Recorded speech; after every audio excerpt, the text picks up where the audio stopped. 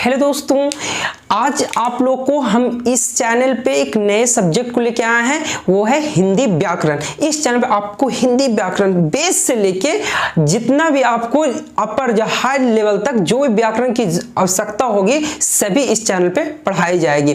तो आज हम लोग इस चैनल पे वर्णमाला पहला टॉपिक लेकर आए, वर्णमाला। तो वर्णमाला में क्या क्या पढ़ाने वाले हैं, इसमें है स्वर पढ़ाने वाले, स्वर के प्रकार पढ़ाने वाले हैं और स्वर के वर्गीकरण कितने प्रकारों की कितने भागों में किया गया है, या स्वर के उच्चारण स्थान कहाँ कहाँ होता है इसके बारे में, और है जीभ के द्वारा स्वरों के उच्चारण का स्थान कहाँ कहाँ होता है। आज इस 3 या 4 टॉपिक के बारे में हम पढ़ाने वाले हैं। तो हेलो बच्चों, आपको बासु एनसीईआरटी क्लासेस में आपका स्वागत है। तो जो बच्चे लोग इस चैनल पे नए हैं प्लीज लाइक कीजिए, सब्सक्राइब कीजिए, शेयर कीजिए। चलिए तो सबसे पहले स्टार्ट करते हैं कि वर्णमाला होता क्या। तो वर्ण पर पूछेंगे कि दोस्तों की वर्णमाला क्या होता है, तो आप बताओगे सर वर्णमाला होता है वर्ण के समूह को, वर्ण के समूह को वर्णमाला बोलते हैं, या कह सकते हैं वर्ण के व्यवस्थित समूह को वर्णमाला कहते हैं। बहुत अच्छी बात है। चलिए तो ये वर्णमाला है, इसकी कितने तरह से हम बता सकते हैं कि इसको कितने तरह से हम ये डिफाइन कर सकते हैं। तो इसको बहुत तरह से डिफाइन कर सकते हैं। हम जनरली बता सकते हैं कि हम इसको 3 तरह से डिफाइन कर सकते हैं। देखिए क्या क्या होता है। वर्ण से पहले आपको एक टर्म्स आता है ध्वनि। ध्वनि क्या होता है? ध्वनि होता है मुख से निकली हुई कोई सा भी आवाज, मुख से जो निकली हुई कोई आवाज वो ध्वनि कहलाता है। ठीक है। अब ध्वनि को अगर इसको और आगे लेके जाएं तो इसमें एक वर्ड आता है वर्ण। वर्ण क्या हम बोल सकते हैं? ये मुख से निकली हुई जो आवाज हो ये ध्वनि कहते हैं। तो जो ध्वनि है ये ध्वनि को लिखित रूप में जो एक्सप्रेस करे या लिखित रूप में उसको शो करे उसको वर्ण कहते हैं। या इसको और एक और बता सकते हैं कि वर्ण ऐसा चीज होता है जिसमें ना उसको हम खंड कर सकते, मतलब ना उसको हम डिवाइड कर सकते। वर्ण क्या होता है कि वर्ण हुआ कि हम इसको लिखित रूप में इसको शो करते हैं या लिखते हैं, और इसको ना हम खंड करें। ये क्या होता है वर्ण। खंड मतलब है कि उसको ना ब्रेक करें, तोड़ना, तो उसको हम वर्ण बोलते हैं। अब इसमें बताओगे कि चलिए ध्वनि हो गया कि वर्ण का मौखिक रूप ध्वनि हो गया, बोल सकते हो ना इस तरह से कि वर्ण का मौखिक रूप ध्वनि हो गया। अब ये क्या बोलता है कि ध्वनि का लिखित रूप हो गया वर्ण। ठीक है, इतना तो आपको समझ में आ रहा है। तो आप ये बताओ सर, ठीक है, इतना बताने के बाद एक और टर्म आएगा क्या कि लिपि। तो भाई सर लिपि क्या होता है? ठीक है, लिपि क्या होता है? तो देखिए लिपि का सबसे पहले हमारे जैसे हिंदी को कौन सा लिपि में लिखा गया? अब सभी को पता हुआ देवनागरिक लिपि। तो ये देवनागरिक लिपि होता क्या है? तो लिपि को समझने के लिए सबसे पहले देखिए जैसे पहले के जमाने में लोग क्या किस तरह से बात किया करते थे? सांकेतिक रूप से। उस समय कोई भाषा की कोई प्रचलित नहीं थी, उस समय भाषा कुछ है ही नहीं था, वो सिर्फ इशारे में बात किया करते थे, जो भी हो बहुत पहले के जमाने में। ठीक है, तो उस समय सभी लोग आपस में इशारे से बात किया करते थे। तो जब इशारे से बात करने के बाद जब बहुत सालों तक उन लोग रहा तो क्या करते हैं पहले जमाने के लोग, तो क्या किए कि वो उन्होंने सोचा कि हम क्यों ना जो इस सांकेतिक रूप से हम जो बातचीत कर रहे हैं तो क्यों ना इसको हम कुछ आकार दे दें कि भाई जो आने वाली मेरी पीढ़ी है इसी चीज को अप्लाई करें। कि मान लीजिए सपोज हम इस चीज को अगर हम पेड़ बोल रहे हैं तो इस चीज को आने वाली पीढ़ी हो सकता है इसको कुछ और भी बोल सकता था।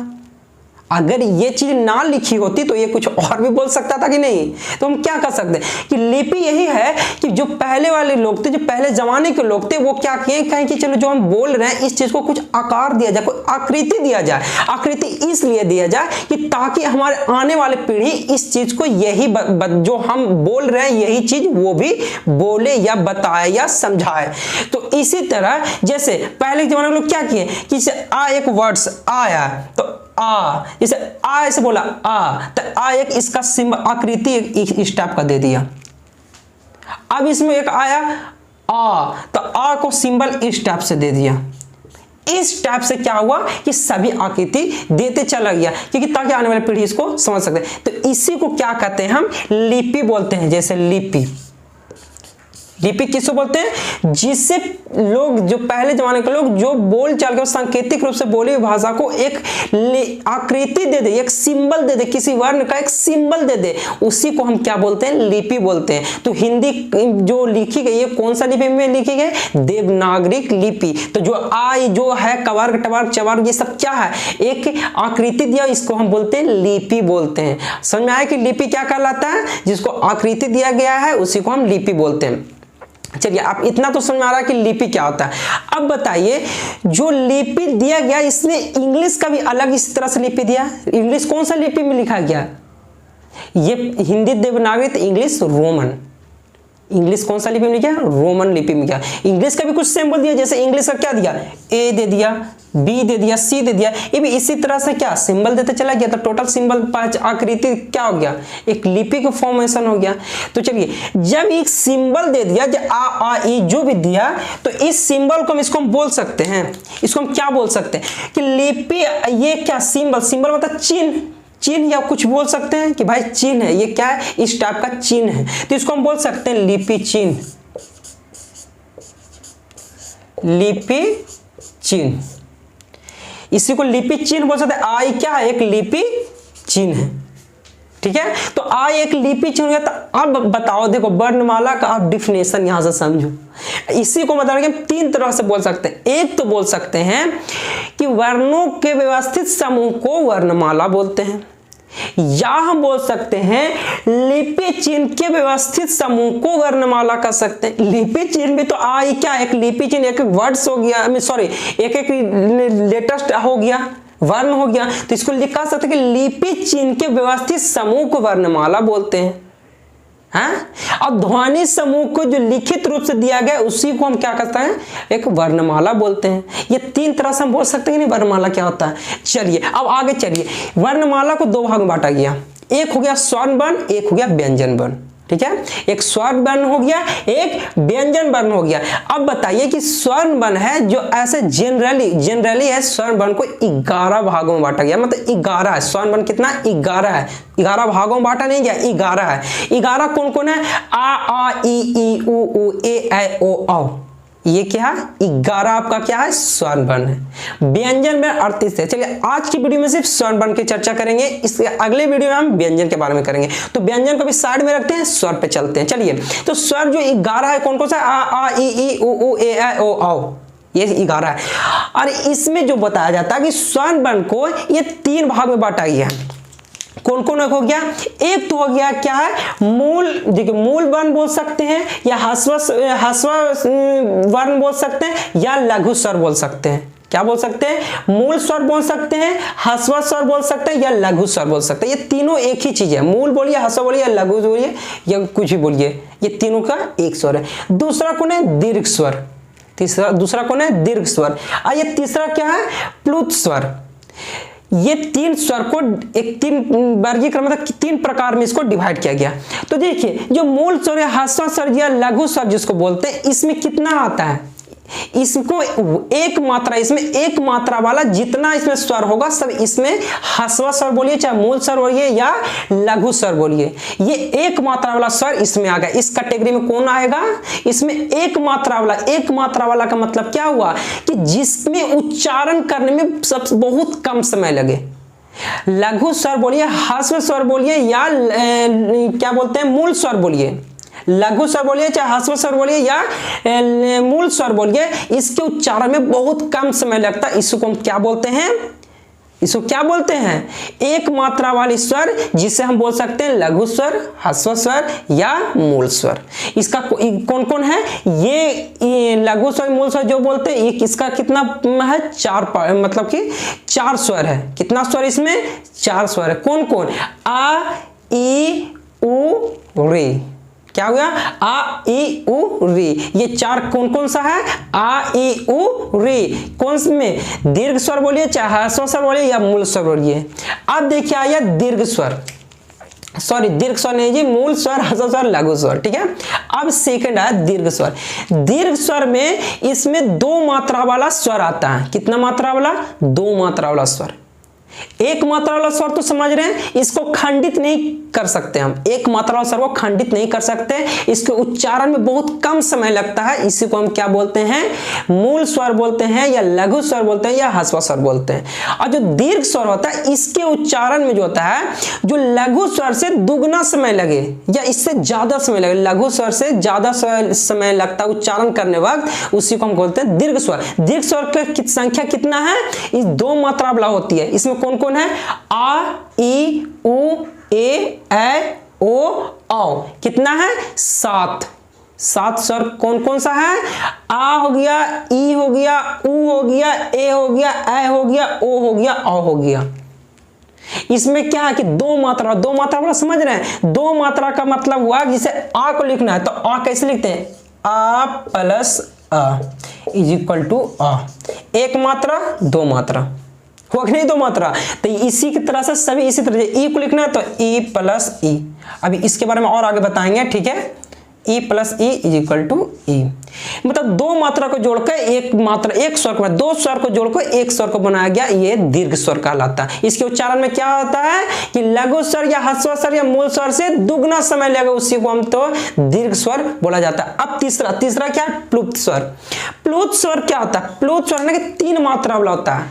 3 मात्रा का मतलब है कि 3 स्वरों को मिलाकर एक स्वर को बनाया गया, तो उसे बोलते हैं प्लुत स्वर। इसका संख्या क्या है, 1 है, वो सिर्फ क्या है, ओम। इसको हम क्या बोलते हैं, ओम। कैसे, देखो ये ओम, इसको शॉर्ट में क्या लिख सकते हैं, इस टाइप से ओम लिखते हैं। इसका 1 स्वर, 2 स्वर, 3 स्वर। आई बात समझ में, ये आपका था स्वर का प्रकार। अब नेक्स्ट आपको आप दिखा रहे हैं स्वर्गों का वर्गीकरण, ठीक है। चलिए नहीं, चलिए इसमें तो आप हो गया, ये ओम हो गया, ओम का ये शॉर्ट फॉर्म हो गया। आगे बात समझिए कि ओम का क्या हो गया, ये शॉर्ट फॉर्म हो गया। अब देखिए कि इसमें ना एक और टर्म आता है, क्या आता है, एक आता है ऐसे जनरली तो 11 स्वर होता है, लेकिन 2 स्वरों को और लिखा जाता है। एक होता अन, एक होता आह। ये अन आह क्या होता है, देखिए मान लिया जाए जैसे ये अन हो गया ना, देखिए ये अन और ये आह। अगर इसको है ना, इसको अन ऐसा, दोनों ये 2 ऐसा अन ऐसा स्वर है जिसको चाहे व्यंजन में भी रख सकते हैं, ऐसा ये वर्ण है, चाहे इसको व्यंजन में भी रखा जा सकता है और स्वर में भी रखा जा सकता है। अगर देखिए, अगर इसको व्यंजन के रूप में देखिएगा तो जैसे कवर के रूप में लीजिए तो कन का, अन आ को कन का, ये व्यंजन के रूप में भी आ गया, स्वर के रूप में आ गया। इसको कौन सा कैटेगरी में रखा गया, आयोग वाह वर्ण के कैटेगरी में रखा गया, आयोग वाह। इसका आयोग वाह की संख्या कितना है, आयोग वाह की संख्या 2 है। कौन कौन, अन आ, ये कौन सा है भाई, इसको आयोग वाह में, आयोग वाह के कैटेगरी में इसको रखा गया। अन आ, इसकी संख्या कितना है, इसकी संख्या 2। आयोग वाह की संख्या कितना है, 2। अब इसमें देखिए जो अन को है, इसी को हम क्या बोलते हैं, इसको हम क्या बोलते हैं, अनुस्वार। इसी को बोलते हैं अनुस्वार, अनुस्वार। और ये आह को बोलते हैं क्या, विसर्ग। इसका जो शॉर्ट फॉर्म लिखा जाता है, जैसे ये ऐसे है, इसमें 2 बिंदु, ये विसर्ग का शॉर्ट फॉर्म हो गया। अनुस्वार का लिखना है तो इसका अनुस्वार कैसे है, ऐसे देखिए, इसको 1 बिंदु, ये अनुस्वार का हो गया, ये विसर्ग का हो गया। तो क्या बोल सकते हैं, आयोगवाह की संख्या कितना है, 2। इसीलिए अब स्वरों को जो जनरली रूप से देखा जाए तो स्वरों का कुल संख्या इस हिसाब से आयोगवाह को जोड़कर 13 बोला जाता है। कहीं कहीं पर तुम देखोगे 13 भी लिखा हुआ रहेगा, ठीक है। तो चलिए कि ये है स्वरों का वर्गीकरण। तो स्वरों का वर्गीकरण 4 भागों में बांटा गया या 4 तरीकों से वर्गीकरण किया गया। पहला कौन सा है, पहला तो हो गया वही लघु बोलिए, चाहे ह्रस्व बोलिए, चाहे क्या बोलिए, मूल स्वर बोलिए, तीनों एक ही चीज है। लघु स्वर बोलिए, ह्रस्व स्वर बोलिए या मूल स्वर बोलिए। पहला इसमें हो गया। दूसरा हो गया दीर्घ स्वर में। तीसरा हो गया दीर्घ संधि स्वर, जिसको बोलते हैं सजातीय, जिसको बोलते हैं सजातीय स्वर। संयुक्त, चौथा हो गया संयुक्त स्वर, जिसको कहते हैं विजातीय स्वर। तो इसमें देखिए लघु स्वर में कितना है, लघु स्वर में 4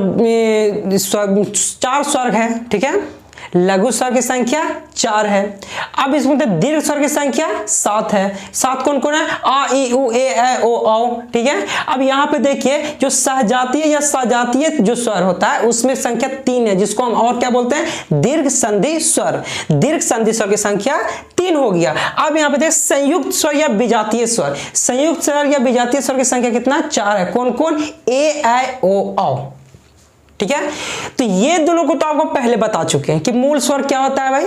मूल स्वर वही होता है जिसके उच्चारण में बहुत कम समय लेते हैं, उसको खंड नहीं किया जा सकता है भाई। ये जो लिखा गया यही, इसके अलावा इसका और छोटा नहीं बना दिया जाता था, या इसको तोड़ के और नहीं लिखा जा सकता। वो क्या हो गया? लघु स्वर हो गया। दीर्घ स्वर में क्या हुआ? इसके उच्चारण में 2 मात्रा लगते हैं, जिसमें इसके उच्चारण में हर स्वर से दुगना समय लगता हो। इसको हम विखंडित कर सकते हैं, इसको क्या बोलते हैं? विक्षेपण कर सकते हैं, उसे क्या होते हैं? दीर्घ स्वर बोलते हैं। अब इसको बोलते हैं सजातीय स्वर या दीर्घ संधि स्वर। तो दीर्घ संधि स्वर क्या हुआ? जिसको हम क्या बोलते हैं? सजातीय स्वर।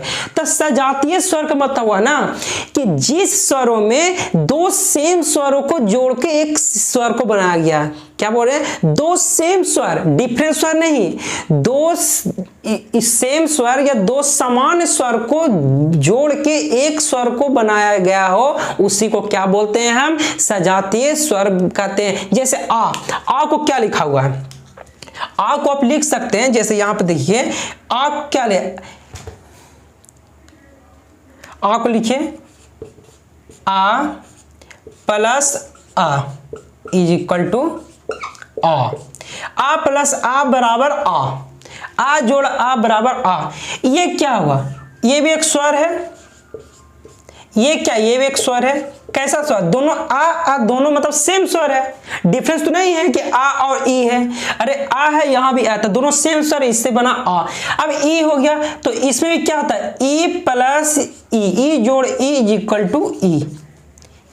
दोनों सेम स्वर, ये भी स्वर ये भी स्वर है, ये तीसरा स्वर का फॉर्मेशन होगा। तो ये दोनों सेम स्वर के बराबर कोई दूसरा स्वर का उत्पन्न हो रहा है। अब जैसे ऊ है तो ऊ का वैसे है ऊ प्लस ऊ इज इक्वल टू ऊ। तो ये क्या हो गया? सजातीय स्वर। अब इसका नेक्स्ट आते हैं विजातीय स्वर। विजातीय स्वर में क्या होता है? विजातीय स्वर बस इसी का है थोड़ा सा चेंज। इसमें था कि सेम स्वरों को मिला के सजातीय स्वर का फॉर्मेशन होता है या उत्पन्न होता है, लेकिन विजातीय स्वर में ना कि 2 डिफरेंट स्वर या 2 विषम स्वरों को मिला के एक तीसरे स्वरों का फॉर्मेशन हो, उसी को बोलते हैं विजातीय स्वर। विजातीय स्वर बोलिए या बोलिए संयुक्त स्वर। तो संयुक्त बोलिए या विजातीय बोलिए, किसी 2 अलग अलग स्वरों को जोड़ के किसी तीसरे स्वरों का उत्पन्न हो, उसी को बोलते हैं विजातीय स्वर। और सजातीय स्वर किसको बोलते हैं? 2 सेम या समान स्वरों को जोड़ के एक अलग स्वरों का निर्माण हो, उसी को बोलते हैं सजातीय स्वर। तो देखिए ये अलग अलग है। ए हो गया, ए को हम कैसे लिख सकते हैं? इसको लिख सकते हैं अ जोड़ ई बराबर ए। आ जोड़ ई बराबर ए। एक स्वर है, ई भी एक स्वर है, ए भी एक स्वर है, लेकिन क्या यहां भी डिफरेंट स्वर, यहां भी डिफरेंट स्वर, यहां भी डिफरेंट स्वर। तो ये विजातीय के ग्रुप में आ गया। जैसे ए को हम कैसे लिख सकते हैं? ए को लिख सकते हैं आ जोड़ ए। आ जोड़ ए बराबर ए। आ जोड़ ए बराबर ए हो गया। हुआ कि नहीं? तो यहां पे क्या ये 2 स्वर है, लेकिन क्या दोनों अलग अलग स्वर है। 2 अलग अलग स्वरों को जोड़कर कोई तीसरा स्वर का फॉर्मेशन हो या उत्पन्न हो या बने, उसी को हम क्या बोल सकते हैं? विजातीय स्वर। अब जैसे बोलेगा कि ओ को लिखने के लिए तो इसको क्या लिखते हैं? आ प्लस उ इज इक्वल टू ओ। ठीक है। आ प्लस उ, आ जोड़ उ बराबर ओ। ये क्या होता है? ये एक विजातीय स्वर का सब एग्जाम्पल है। अब ओ को हम कैसे लिख सकते हैं? आ जोड़ ओ। आ जोड़ ओ बराबर ओ, जिसको बोलते हैं संयुक्त स्वर। ये 4 क्या है? संयुक्त स्वर या विजातीय स्वर, जिसके 2 अलग अलग स्वरों को जोड़कर 2 अलग अलग स्वरों को जोड़कर क्या बनाया जाता है? एक तीसरे स्वरों का निर्माण किया जाता है। इतना आपको समझ में आ गया? चलिए अब हम नेक्स्ट स्लाइड में देखते हैं कि किसी स्वरों को कहां से उत्पन्न होती है, उसकी आवाज कहां से निकलती है, इसके बारे में। तो ये देखिए, तो इसमें क्या है कि स्वरों का उच्चारण का स्थान, जो स्वर है स्वरों को उच्चारण का स्थान, कि कहां कहां से आवाज निकलती है, स्वर को अगर बोलते हैं तो कहां कहां से आवाज निकलती है।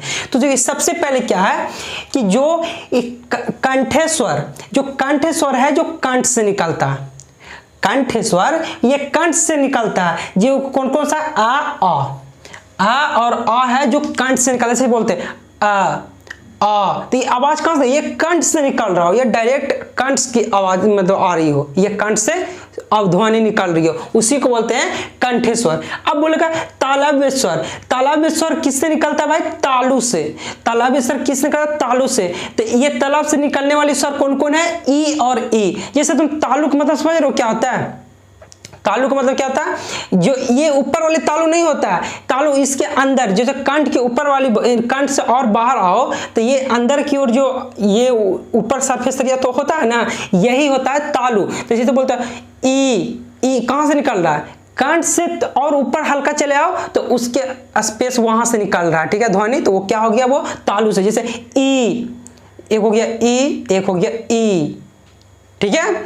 अब चलिए नेक्स्ट, अब ओष्ठ से निकलने वाली स्वर कौन कौन है, ओष्ठ मतलब ओंठ, जिसको होंठ बोलते हैं, सिंपल वर्ड्स में होंठ बोलते हैं, ठीक है। तो ओंठ से निकलने वाले स्वर क्या है, ऊ, तो ये क्या, ठीक है, ऊ, तो ये होंठ क्या बन रहा है, राउंड बन रहा है कि नहीं, ये होंठ के द्वारा, हेल्प के द्वारा ये वर्ड निकला, ऊ,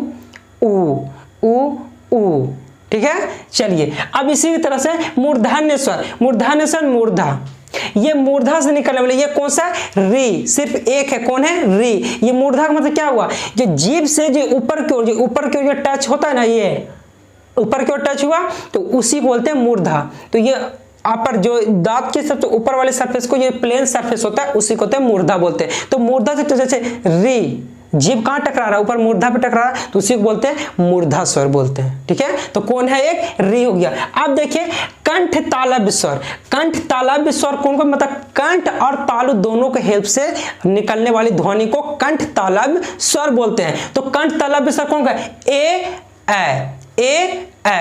कौन कौन है, दो है, कौन कौन, ए और ए है। ये क्या से निकलता है, कंठ से और तालु दोनों के हेल्प से ये स्वर निकलती है, ये ध्वनि निकलती है। अब देखिए क्या, कंठ और ओष्ठ, मतलब कि कंठ से और होंठ दोनों की सहायता से जो ध्वनि निकलता है, ये जो स्वर निकलता है, उसी को हम क्या बोलते हैं, कंठोष्ठ स्वर बोलते हैं। ये कौन कौन है, दो है, ओ और आओ, ओ और क्या से निकलता है, ये कंठ से निकलता है, ठीक है। तो ये कंठ से ओ, और जैसे ओ यहां से निकल रहा है, ये हमको ये ओंठ की सहायता से बोला जा रहा है, जैसे ओ, तो ये ओंठ क्या होता है, राउंड पूरा बन रहा है कि नहीं, तो ये ओ आओ, तो ये ओंठ और कंठ दोनों की सहायता से बना।